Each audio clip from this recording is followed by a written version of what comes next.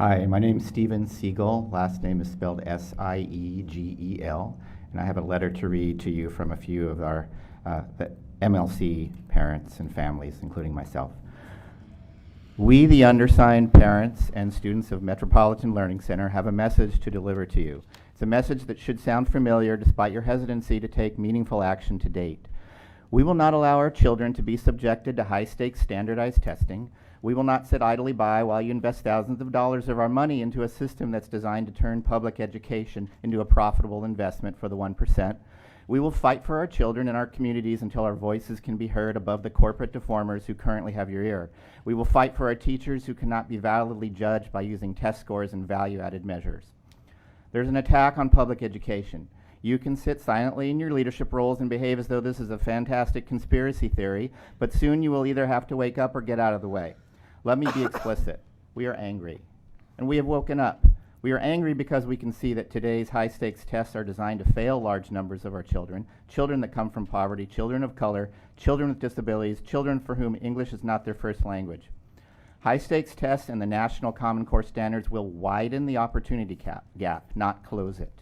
We have woken up and we can see that the tests are actually designed to gather data on and track and segregate our students, to feed the narrative that schools are failing and teachers are to blame, to weaken our teachers' unions, to privatize public schools, and of course to make money for testing corporations.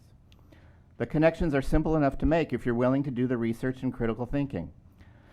At MLC, we have a particularly strong belief in non-standardized education. MLC is an alternative school, after all. Implicit in many of the core values of the MLC community is the belief that education should be student-centered and experiential, not based on national standards decided on by billionaires Bill Gates and Eli Broad and their so-called think tanks.